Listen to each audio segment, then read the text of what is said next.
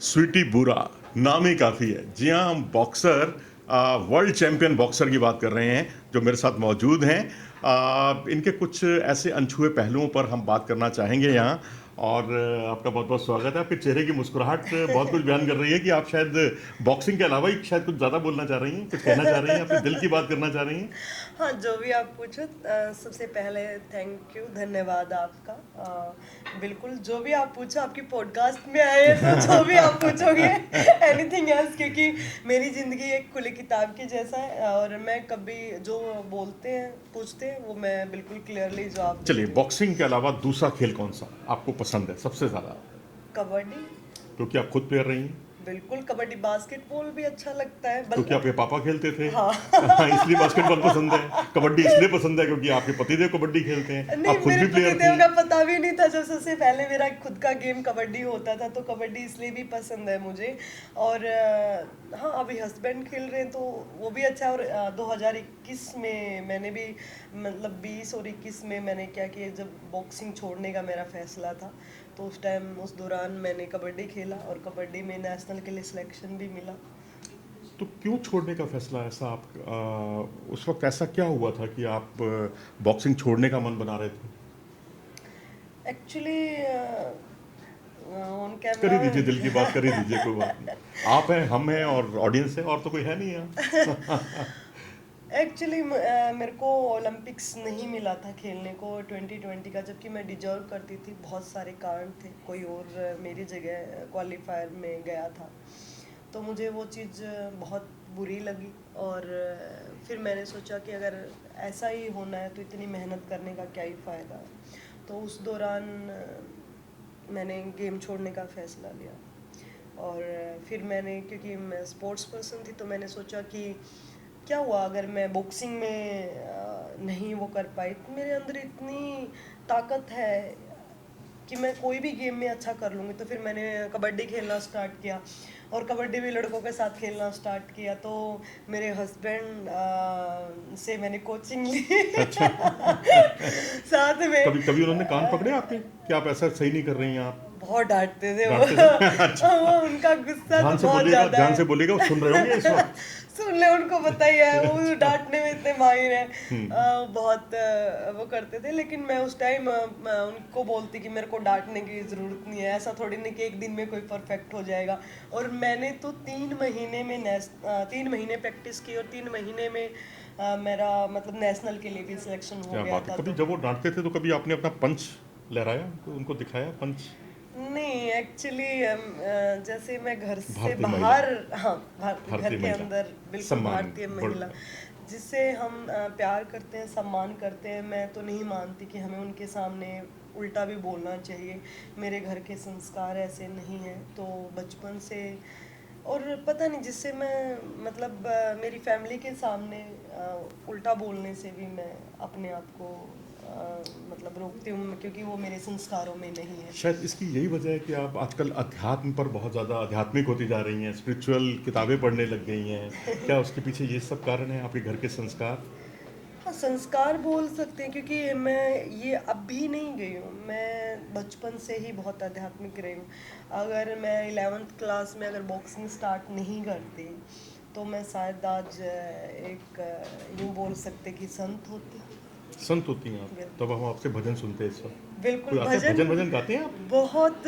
मैं भजन की मैं आपको बता दूं कि मैं, जब मैंने बॉक्सिंग स्टार्ट किया था, तो जब जैसे हॉस्टल में लाइट चली जाती, तो हमारे हॉकी के मैडम होते थे, प्रोमिला मैडम, तो वो बोलते हैं कि अब क्योंकि उनको भी जैसे पसंद है भजन वगैरह सुन, तो वो, हम जब कभी लाइट चली जाती तो वो मेरे से भजन सुनते थे बहुत ज़्यादा। तो हम बैठ कर पूरा उसमें, तो मैं भजन गाती थी। मतलब अगर कभी ऐसा भी होता है कि पूरी रात लाइट नहीं आई, तो हम बैठ के भजन गा गा के सुबह निकल जाते, और सुबह ही ऐसे ही प्रैक्टिस करने के लिए भी निकल जाते थे, तो अब ऐसा आपसे होता था। भजन सुनने के लिए लाइट बंद करनी पड़ेगी हमें, या आप वैसे शुरू हो जाएंगी? एक लाइन तो चलेगी ना, एक नहीं, लाइन सुना दीजिए। एक्चुअली अभी ना, मैं अभी पॉलिटिकल न्यूज़ में आपने देखा कि गला इतना खराब है मेरा, हाँ। मेरे से बोला ढंग से नहीं जा रहा है, तो मैं गाऊंगी तो बहुत ही बेसुरा हो जाएगा। और आपको पता है कि अगर कोई गाने वाला होता है, तो अगर वो मतलब बेसुरा गाता है तो उसको सबसे पहले तो खुद को ही गालियाँ खुद ही देने लगता है तो मैं वो काम नहीं करना चाहती चलिए, हूँ। आपने आज एक्सक्लूसिव जानकारी दी है अभी स्वीटी बुरा जी ने कि ये गाती भी हैं, और कभी वक्त लगा तो हम इनसे, अभी तो इनकी आवाज़ ज़रा गला बैठा हुआ है, कभी आपको सुनाएंगे ज़रूर। अभी आप पॉलिटिक्स में भी आ गई, आपने एक पार्टी ज्वाइन की और उसके बाद आपके पतिदेव चुनाव भी लड़े, आप घर घर गए, जी। किस तरह से आपने अपना प्रचार किया और किस तरह का अनुभव था वो? एक डिफरेंट था अनुभव तो बहुत ही क्योंकि डोर टू डोर करना और अनुभव अच्छा मैं क्योंकि मेरा कैसा बताऊँ मैं कि अच्छा था अनुभव कि कुछ डिफरेंट चीज़ करने को हमें मिल रही है कि लाइफ में ना आपको मतलब ऐसा नहीं होना चाहिए कि एक ही चीज़ को चिपक कर रह जाओ। आपको अपनी लाइफ में जो भगवान ने आपके अंदर जितना टैलेंट दिया है आपको उसको यूज करके जो टैलेंट है उसको उस फील्ड के अनुसार उसको यूज करो। और हम पॉलिटिक्स में आए हैं ताकि हम अपने देश के लिए समाज के लिए कुछ कर पाए। सुना है आप 40% अपनी धनराशि आप दान दे देती हैं। जी, बिल्कुल 2020 में जब कोविड का टाइम लगा था तो उस टाइम काफ़ी स्पोर्ट्स पर्सन ने गेम खेलना छोड़ दिया था तो उनकी हालात देखकर उस टाइम हमने ये स्टार्ट किया था। मतलब पहले ये था कि उस टाइम हमारी भी इनकम इतनी ज़्यादा नहीं थी 2020 में, लेकिन हमारी इच्छा थी कि हम कुछ करें। तो उस टाइम जैसे मैं महामाई को बहुत मानती हूँ, माता रानी को, तो मैं माँ से प्रे करती हूँ कि माँ मेरी इतनी औकात तो नहीं है कि मैं सब बच्चों के लिए जितने भी हैं उनके लिए कुछ कर पाऊँ, लेकिन मेरी तहे दिल से इच्छा है कि मैं बहुत कुछ कर पाऊँ इनके लिए और बहुत सारे बच्चों के लिए करूँ।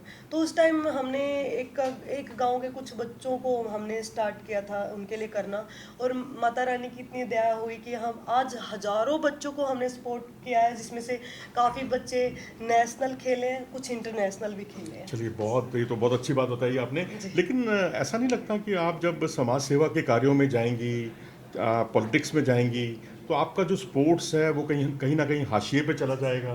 क्योंकि आपको, मुझे अच्छी तरह से याद है, जब आप वर्ल्ड चैंपियन बनकर आई थी तो हमने आपका इंटरव्यू किया था, तब आपने एक बहुत अच्छी बात कही थी कि मैं बहुत खुश नहीं हूँ। वर्ल्ड चैंपियन बनने के बाद खुश ना हो भाई, ये तो बड़ा अजीब सा वो सुनने में लगा हमें। लेकिन आपने कहा मेरा जो असली लक्ष्य है वो है ओलंपिक मेडल, और वो भी गोल्ड मेडल। मेरे पास उसकी क्लिपिंग भी है, मैं आपको दिखा भी सकता हूँ। जी। तो अभी आपको लगता है अभी आप उसी लक्ष्य को साधने के लिए अभी भी प्रयासरत हैं? बिल्कुल, मैं अभी भी प्रैक्टिस कर रही हूँ और कंटिन्यू कर रही हूँ, और जहाँ बात पॉलिटिक्स की हो या खेल की हो या किसी भी फील्ड की हो, मैं जहाँ भी रहूँगी मेरे देश के लिए और मेरे समाज के लिए काम करती रहूँगी, और मैं अभी काम कर रही हूँ। चलिए, ये तो बहुत अच्छी बात है। अब हाँ, थोड़ा सा हमारे जो श्रोता हैं वो हाँ, चाहते हैं स्वीटी बुरा रियल लाइफ में क्या है, बॉक्सिंग, खेल, ये सारी चीज़ें हो गई, हाँ। वो जानना चाहते हैं आपके बारे में एज ए पर्सन। किस तरह की आप फिल्में विल्में देखती हैं? हाँ, देखती हूँ जैसे टाइम बहुत कम लगता है, लेकिन जब मेरे साथ क्या होता है कि या तो मैं देखती नहीं हूँ और देखने लग जाती हूँ तो मैं सीरीज़ जैसे देखती हूँ, जब तक वो कंप्लीट नहीं हो जाती तो दिन-रात सोती नहीं हूँ मैं, उसमें लगी रहती हूँ पागलों की तरह। कौन सी सीरीज देखी ऐसी आपने जिसको आपने बड़ा, उसने अट्रैक्ट किया हो आपको? काफ़ी सीरीज ऐसी रही है मुझे जैसे वैम्पायर डायरीज है, मुझे अच्छी लगी, और जैसे मैं सुपर नेचुरल और जैसे थ्रिलर ये इस टाइप की सीरीज और मूवीज ज़्यादा देखना पसंद करती हूँ। चलिए, आपने थोड़ी देर पहले जब इससे पहले, पॉडकास्ट से पहले, आपने कुछ हमें व्यक्तिगत तौर पर बताया था कि हाँ, हाँ। रतन टाटा आपको बड़े पसंद हैं। क्या वजह है? क्योंकि वो स्पोर्ट्स पर्सन के लिए करते हैं इसलिए, या कोई और वजह है? एक्चुअली वो एक इंसान बहुत अच्छे इंसान है, इसलिए मुझे बहुत ज़्यादा मेरी लाइफ में पहला मतलब कोई किसी सेलिब्रिटी के जाने से मतलब दुनिया बहुत बड़ी है, ठीक है, सबको कोई ना कोई पसंद होता है, लेकिन मुझे ऐसा नहीं कि किसी ने इतना प्रभावित किया हो जितना रतन टाटा जी ने किया। रतन टाटा जी के बारे में मैं क्या बताऊं कि वो मुझे एज ए ह्यूमन बहुत ही अच्छे लगते थे, और उनके जब जाने की जिस दिन सुबह मैंने सुना कि वो चले गए, आई एम लिटरली क्राइंग। हम्म। रो रही थी मैं। दीपक मेरे को देख के बोला कि पागल हो गई तू, क्यों रो रही है ऐसे करके। मैं बोली कि यार वो चले गए, क्योंकि मेरा ये था कि मैंने एक साल पहले दीपक को ये बोला था कि उनका समय आ गया है, वो जाने वाले हैं और मुझे उनसे मिलना है। आपने उनके बारे में इतनी बड़ी भविष्यवाणी कर दी घर में, और ऐसा कैसे लगा? वो तो वैसे कोई लक्षण भी नहीं थे उनके जाने के। पता नहीं मुझे जैसे अंदर से आवाज आई मेरे, और मेरा मैंने जब दीपक को बोला कि दीपक बोला अच्छा तू कुछ भी बोलती है, ऐसे कोई भी चला जाएगा, कोई ऐसे कर देगा। मैं उनको बोल रही थी ये बात पहले बार बार मैंने उनको 3-4 बार बोला कि मैं जाना है फिर, लेकिन मेरा भी बहुत बिजी शेड्यूल था। मैंने कभी भी उनसे मिलने के लिए कभी भी वो नहीं किया। फिर अभी जैसे इलेक्शंस के टाइम भी मैं इतना ज़्यादा बिजी हो गई, मुझे लग रहा था कि हाँ मुझे जाना है, लेकिन जैसे ही इलेक्शंस पूरे हुए हमारे और वो चले गए, मुझे चलिए, अब थोड़ी रह सी गया। अच्छी बात कर लेते हैं। अब ये तो चलो, रतन टाटा को हम भी श्रद्धांजलि देते हैं अपने वो आईटीवी बहुत ही नेटवर्क की तरफ से। नाइस पर्सन थे, वो बहुत ही नाइस पर्सन थे। आप ये दुनिया जितना समझते हैं उससे परे वो बहुत ही अच्छे इंसान थे, उससे भी परे। अच्छा, कितना फ़र्क पड़ता है जब आपके पतिदेव जो हैं वो भी स्पोर्ट्स पर्सन हों, आप भी स्पोर्ट्स में हों, और दोनों इंडिया को रिप्रेजेंट कर चुके हों, एक वर्ल्ड चैंपियन हो, एक इंडिया का कप्तान हो, तो उससे क्या आपको नहीं लगता कि बाकी सारी चीज़ें सेकेंडरी हो जाती हैं? बस स्पोर्ट्स ही स्पोर्ट्स होता है ज़िंदगी में। कहते हैं ना, ईट स्पोर्ट्स, स्लीप स्पोर्ट्स, सब कुछ उठते बैठते सब स्पोर्ट्स ही स्पोर्ट्स। ऐसा कुछ होता है कि आप कुछ और विषयों पे भी बात करते हैं या आपस में स्पोर्ट्स की बात करते हैं कि मेरे मेरे पंच उसके ऐसे लगे, उसने उसका फुटवर्क बड़ा अच्छा नहीं था, वो कहें जी वो उसकी कैचिंग पोजीशन बहुत अच्छी थी, यही सब बातें होती हैं? एक्चुअली मेरी बातें मैं थोड़ा सा कम ही शेयर करती हूँ, मैं तो थोड़ा दीपक, पर्सनल सवाल है, हाँ। हाँ दीपक ज़्यादा, दीपक अपनी बातें बताते हैं कि ये हुआ वो हुआ, उनको थोड़ा सा पैम्परिंग ज़्यादा चाहिए होती है। अच्छा। हालांकि अपोजिट होता, लड़के को ज़्यादा चाहिए होती है लेकिन दीपक को ज़्यादा चाहिए होती दीपक है सुन रहे हैं इस समय, हाँ तो फिर देखिए। दीपक को पता है इस बात का। तो अच्छा। दीपक को ज़्यादा चाहिए होती, तो और उनका वो क्या कि ओवर थिंकर ज़्यादा है, तो वो बहुत ज़्यादा सोचते हैं चीज़ों के बारे में। तो मैं उनको बोलती हूँ कि लाइटली लो इतना ज़्यादा भी। और वो क्या कि अपने स्पोर्ट्स को लेकर भी बहुत ज़्यादा सीरियस रहते हैं कि ये नहीं हुआ वो नहीं हुआ, कि जो हुआ कोई बात नहीं, हमारे पास अगला दिन है, हम उस दिन भी अच्छा कर सकते हैं। ठीक है, हम अपनी गलतियों के ऊपर काम करेंगे। तो ज़्यादातर हमारा मेरे गेम के बारे में सिर्फ जब डिस्कशन होता है हमारे बीच में, जब हमारा कोई मेजर कंपटीशन होता है और उस कंपटीशन में वो चीज़ें मतलब कभी मिस कर दी है या कुछ रह गया है करना, तो उस टाइम हम डिस्कशन। इवन दीपक को बॉक्सिंग बहुत अच्छे से पता है मेरे क्या बात, वजह से क्या बात है! मतलब आप उनको बेवकूफ़ नहीं बना सकते कि मैंने ये कर दिया वो कर दिया, नहीं नहीं, वो वो सब मेरे को जानते खुद हैं। खुद बताते हैं कि अच्छा ऐसे डक करके यूं करके मारना था तुझे, यूं करके यूं मारना था, उसमें भी बताते हैं कि हाँ। लेकिन हमारा ये है कि शेड्यूल जो रहता है घर पे हमारा, खाते स्पोर्ट्स है, सोते स्पोर्ट्स है, क्योंकि हमारा ये रहता है कि इतना टाइम सोने का, तो सुबह उठ के हमें प्रैक्टिस करने जाना है, और इतना टाइम है कि हाँ अब, और ये मतलब कुछ फास्ट फूड वगैरह नहीं खाना। मैं फास्ट फूड बहुत कम खाती हूँ, लेकिन दीपक फास्ट फूड लवर है, तो वो बहुत ज़्यादा फास्ट फूड खाते हैं, तो मेरे को भी बोलते कि तू भी खा, मैं बोली मैं नहीं खा सकती अच्छा, एक चीज़ और हम जानना चाहते हैं हाँ, कि हाँ, दीपक कबड्डी के प्लेयर, आप बॉक्सिंग की प्लेयर, थोड़ा एक और पर्सनल सवाल, जी जी क्योंकि अब सेलिब्रिटी हैं तो अब आपको इसकी कीमत तो चुकानी पड़ेगी। कभी आप में झगड़ा तो होता ही नहीं होगा, क्योंकि वो आपको छू के भाग जाते होंगे, जो कबड्डी प्लेयर जैसे भागते हैं। ऐसा होता है? वैसे तो आप दूर से मुक्के दिखाती रहती होंगी, बस वो हाथ ही नहीं आते होंगे आपके। काम मुक्के दिखाने का टाइम ही कहाँ मिलता है। अच्छा, मैंने ये भी सुना है कि आप कई बार ऐसा भी हुआ कि आपकी शादी हुई, उसके बाद आपका मिलना ही नहीं होता था, एक जना एक कैंप में, दूसरा जना दूसरे कैंप में, फिर झगड़ा कहाँ से होगा? कभी ऐसा हुआ है? फोन पर हो जाता। फ़ोन पे झगड़ा। अच्छा, उसमें आप फिर मुक्के नहीं ना लगाएँगे, फिर वो मुक्के आपके, फिर फ़ोन ही टूटेगा उससे। नहीं नहीं, ऐसा कुछ नहीं है। जो जो दोनों स्पोर्ट्स पर्सन है उनके भी कैंप लग जाते थे, मेरे भी कैंप लग जाते, तो कम से कम 8-8 महीने में भी हम हमारा मिलना होता था।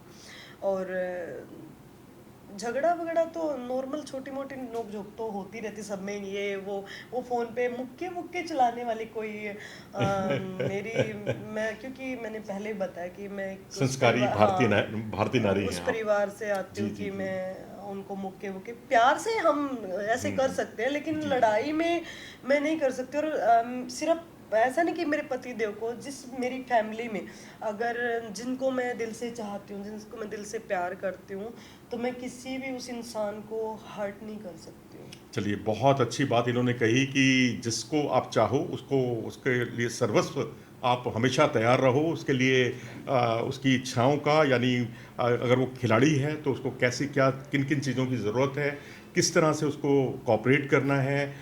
दीपक भी इनका सम्मान करते हैं, ये भी उनका सम्मान करते हैं, ऐसे ही घर गृहस्थी चलती है। तो मेरे ख्याल से अगर आप खिलाड़ी हैं तो मेरे ख्याल से ज़रूर आप हमारी इन सब बातों से, इस पॉडकास्ट से ज़रूर प्रभावित हुए होंगे, स्वीटी बुरा जी की इन बातों से। स्वीटी बुरा जी, चलते चलते कोई मैसेज युवाओं के लिए, चाहे वो खिलाड़ी हो चाहे नॉन खिलाड़ी हो। खिलाड़ी नॉन खिलाड़ी, वैसे तो मैं सबको हमेशा यही बात बोलती हूँ, अगर आपको ज़िंदगी में कुछ भी पाना है, मतलब ईश्वर ने मनुष्य जीवन ऐसा बनाया है कि आप जो सोच सकते हो वो अपनी ज़िंदगी में सब कुछ पा सकते हो। अगर आपको मटेरियल चीज़ें, क्योंकि हम इस मृत्यु लोक में रहते तो मटेरियल चीज़ें ही होंगी यहाँ पर जो हम प्राप्त कर सकते हैं आध्यात्म के अलावा। तो अगर आपको वो पानी है, तो अपना लक्ष्य अगर आपको पाना है तो अपना मतलब सब कुछ समर्पित करके सिर्फ अपने लक्ष्य की तरफ बढ़ते जाओ। आप कुछ भी मत देखो कि आपकी राहों में क्या आ रहा है क्या नहीं आ रहा है, बस आपको दिखना चाहिए तो आपका लक्ष्य। और कभी गिव अप नहीं करना है। मुश्किलें भी आती हैं, हर तरह के रुकावटें आती हैं, लेकिन हमें रुकावटों को ना देखकर हमें अपने लक्ष्य की तरफ बढ़ते जाना है, तो एक दिन आप वो अपना लक्ष्य प्राप्त कर लोगे। चलिए, बहुत अच्छी बात इन्होंने कही है। मेरे ख्याल से हमारा जीवन सफल हो सकता है अगर इन सब बातों को माने। आप खिलाड़ी हैं तो भी, खिलाड़ी नहीं हैं तो भी। चलिए, आप हमारे साथ जुड़िए। आपका बहुत बहुत धन्यवाद। जी।